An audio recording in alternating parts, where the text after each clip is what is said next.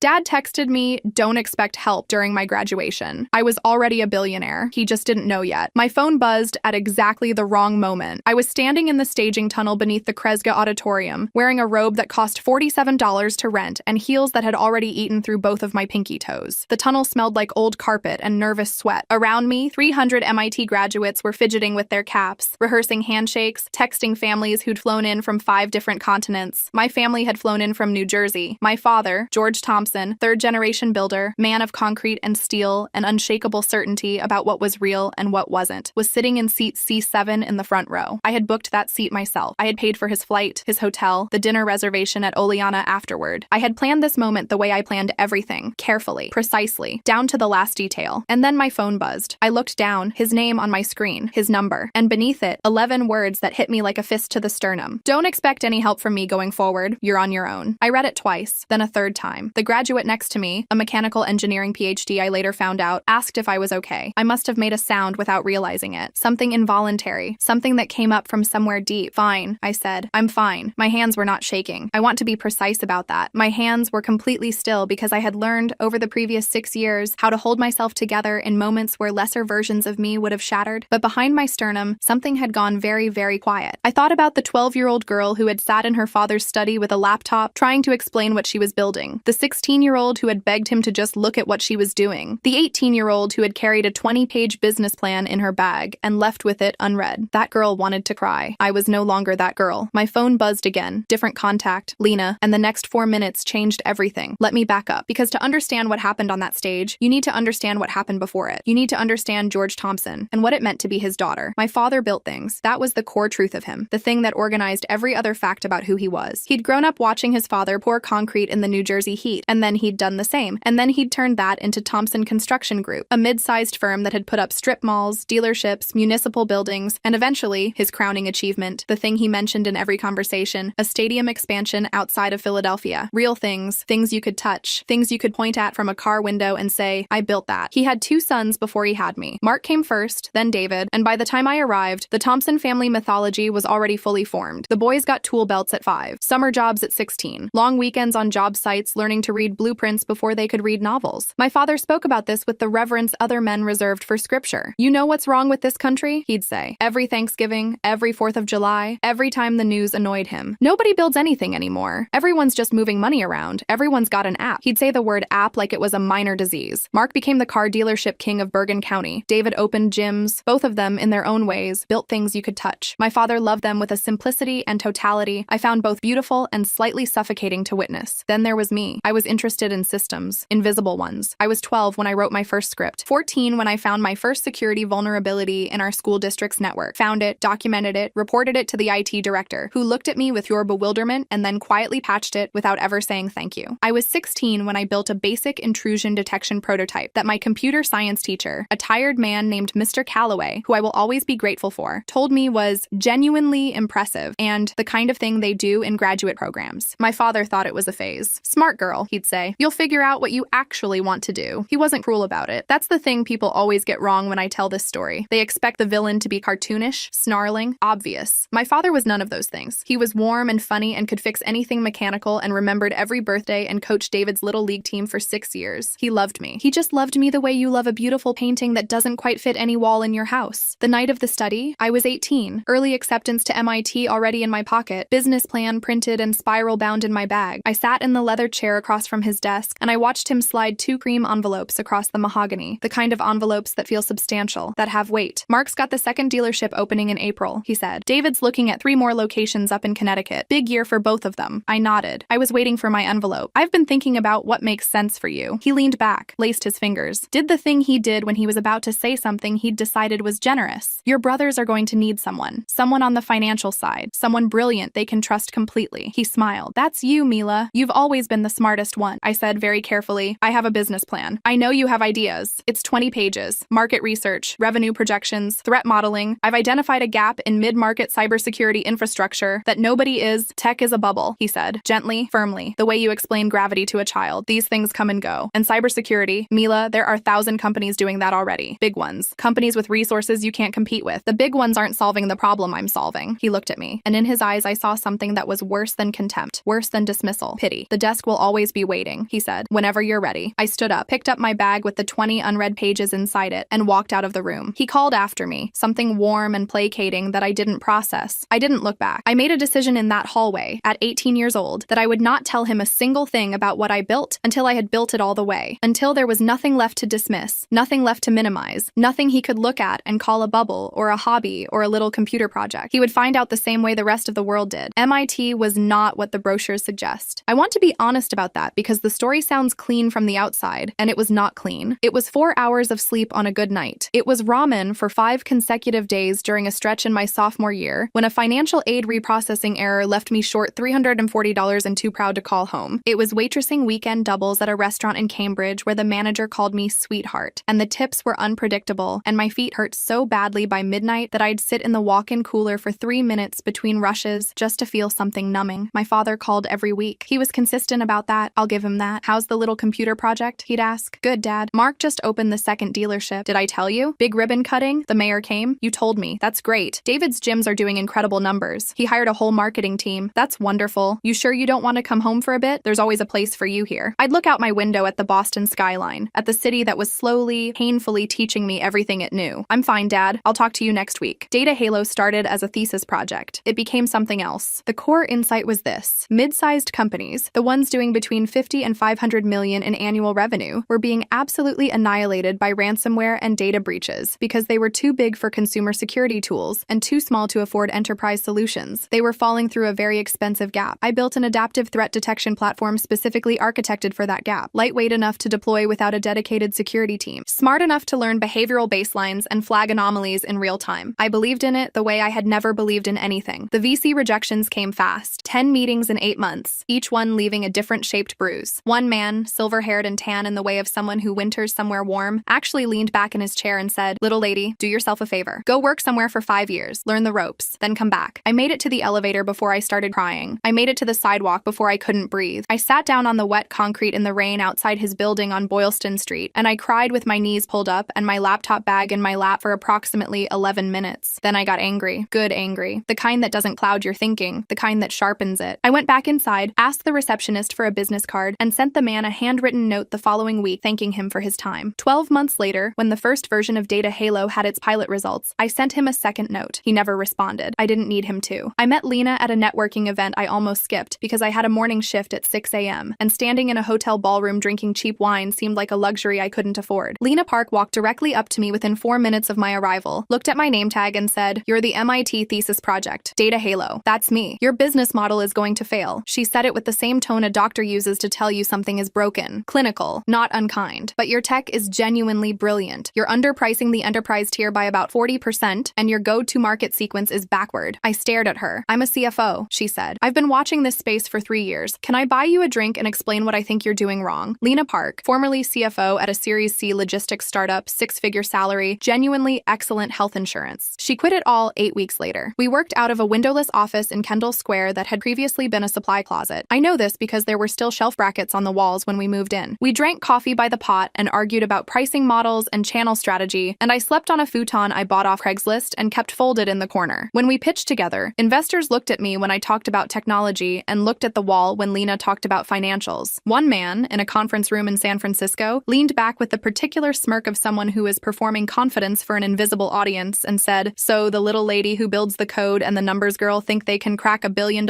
industry?" Lena didn't flinch, didn't blink, set down her coffee cup with a small, precise click. "The question," she said, "isn't whether we can crack this industry. The question is whether you're smart enough to get in before we make you obsolete." We didn't get his check. We got something better. Her name was Dr. Patricia Voss, PhD in operational risk management, 22 years in enterprise logistics. She was the chief operating officer of Northath Logistics, privately held, $4 billion in annual revenue, moving freight up and down the eastern seaboard and across into Canada. Northath had been hit by a ransomware attack 8 months prior. $4. $3 million in recovery costs. 11 days of operational disruption. Dr. Voss was not interested in being hit again. She gave us a 30-day pilot. Their regional operations hub in Baltimore. 47 endpoints. Full access, full logging, strict zero-incident benchmark. Lena and I did not sleep for a month. I mean that in the way that sounds like hyperbole, but is actually precise. I averaged 3 hours and 40 minutes a night. Tracked it on my phone, still have the screenshots. We ate delivery food and drank cold coffee, and I wrote more code in those 30 days than I had in the previous year combined. 0 security incidents, 0 anomalies that reached a threat threshold. The system flagged 17 suspicious access patterns in the first 2 weeks. 3 of them turned out to be a terminated employee's credentials still active in a third-party vendor portal. That discovery alone saved them from a potential breach with an estimated remediation cost of $800,000. Dr. Voss sent us a signed letter of intent for a company-wide North American contract before the pilot officially ended. We scaled. We hired. We raised our Series A from a firm that had previously said no. They called us that time, which is a feeling I recommend. We moved out of the supply closet into an actual office with windows and a coffee machine that made espresso and a conference room where Lena once laughed so hard at a bad pitch that she cried. We crossed 50 employees, then 100, then 211. Our valuation at Series B was $400 million.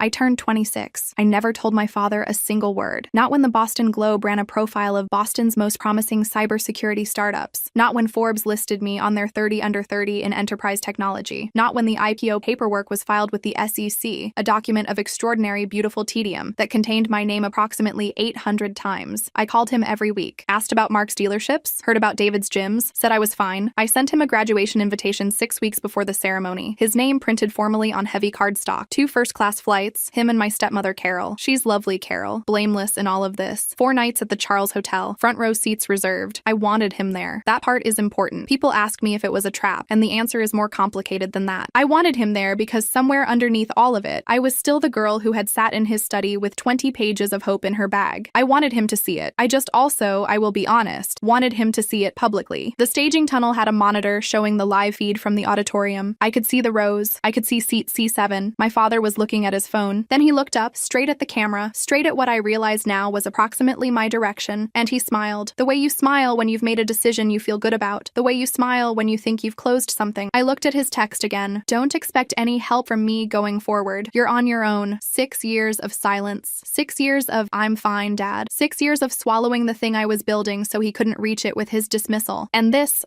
was his move. Send the message at the moment of maximum vulnerability. Watch her receive it from a seat I reserved. Smile. My phone buzzed. Lena. I don't know why I answered. Instinct, maybe. Or maybe some part of me knew. Mila. Her voice was shaking in a way I had never heard in 4 years of partnership. Lena Park did not shake. She had once calmly continued a board presentation while a fire alarm was going off. The IPO priced. The market opened 20 minutes ago. Mila, there was noise behind her. A lot of noise. Something that sounded like people cheering. It's soaring. It's really soaring. My mouth was very dry. Tell me the number, Lena. The noise behind her spiked. Something crashed. Someone knocked something over. I found out later it was a champagne glass. We'd set up a watch party in the new conference room. We crossed 1.3 billion. She was crying. Lena Park was crying. Mila, you're a unicorn CEO. You did it. We did it. Mila Thompson. My name. Through the speakers. Into the tunnel. Into my chest. I pressed the phone to my ear one more time. I have to go get my diploma. She laughed through the tears. Go, go. I straightened my cap. I walked out of the tunnel. Into the light. Here is what I want you to understand about that walk. It was 43 steps from the edge of the staging area to the center of the stage. I counted them later, because I had nothing to do for 3 weeks after the IPO closed, except answer emails and count things I should have been present for. 43 steps across a stage I had almost not made it to, not because of grades or aptitude, but because ramen and waitressing and 4-hour nights and 10 slammed doors had nearly broken something in me that I worked very hard to keep intact. The auditorium held around 2,000 people. Faculty, families, photographers, a local news crew doing a segment on the graduating class. The dean was at the podium. The university president was seated to his left. I don't remember most of it. What I remember is my father's face. He was looking at his phone when I stepped onto the stage. I could see him from 43 steps away. Front row, center, the seat I had bought him. His face was white, not pale, white. The color of something that has had the blood completely evacuated from it. His jaw was slightly open. Carol beside him was watching the stage with a kind smile, dabbing her eyes the way people do at graduations, moved by the general ceremony of the thing. She hadn't seen it yet. She was just proud of her stepdaughter. My father looked like a man watching a building he was certain was empty suddenly light up, floor by floor, from the inside. He looked up slowly, the way you look up when the news is too large to process through peripheral vision, when your whole face needs to be aimed at the thing. Our eyes met. I was holding my diploma. The dean had shaken my hand, Dr. Martin Adler, PhD, 31 years at MIT, wonderful handshake, and said my name again into the microphone for the people in the back rows. I stood in the center of that stage. 2,000 people, the local news camera, the photographer whose photos would run in the MIT Tech and 2 Boston publications, and eventually a Wall Street Journal piece about the IPO that my publicist would later tell me generated more web traffic than any profile they'd run that quarter. I looked at my father, and I smiled. The exact smile. The one he'd given me in the tunnel 4 minutes ago, from his phone, from 10 feet away. The one he'd given me in his study 8 years ago when he told me the desk would always be waiting. The one that said, I know something you don't yet. He understood immediately. I could see it land hand, the recognition, the arithmetic of the moment. His daughter's name on a diploma, his daughter's name in the market news on his phone, his daughter's face, on a stage he had come to observe, looking back at him with the kind of peace you only have when you have nothing left to prove. The man who had refused to give $1 to my dream, who had offered me a bookkeeper's desk when I asked for a chance, who had spent 6 years asking about my little computer project, was sitting in a seat I had paid for, in a row I had reserved, in a city I had chosen, watching the world learn my name. I did not confront him at dinner. I want to be clear about that because people always ask, hoping for a scene, a table flip, a speech. There was no scene. I didn't need one. We went to Oleana, my reservation, my credit card. Carol hugged me for a long time. My father hugged me too, eventually, after a silence that lasted just long enough to be uncomfortable. He smelled like the same cologne he'd worn my entire life, cedar and something faintly chemical, and standing in that embrace I felt something complicated that I don't have a clean word for. Not forgiveness, not its absence either. He didn't mention the text. Not once. Not the IPO. Not the number. He talked about Mark's dealerships. He talked about David's gym expansion into Delaware. He ate his lamb and drank his wine and complimented the decor and was, in every way, the warm and socially capable man he had always been. Carol squeezed my hand under the table at one point and looked at me with an expression I took to mean, I know, I see it, I'm sorry. I squeezed back. At the end of dinner, when the check came, and he made no move toward it, another detail I noted, I signed it and stood up and said I was tired and needed to be at the office early. On your graduation night, Carol said. We're a public company now, I said. There's always something. My father stood up when I stood up, looked at me for a moment across the table. His face was doing something difficult, the same thing it did when he was about to apologize, which he did rarely, and always too briefly. Mila, he said. Dad, I picked up my jacket. The flights home are taken care of. The hotel's through Sunday if you want to stay and see the city. I didn't know, he said.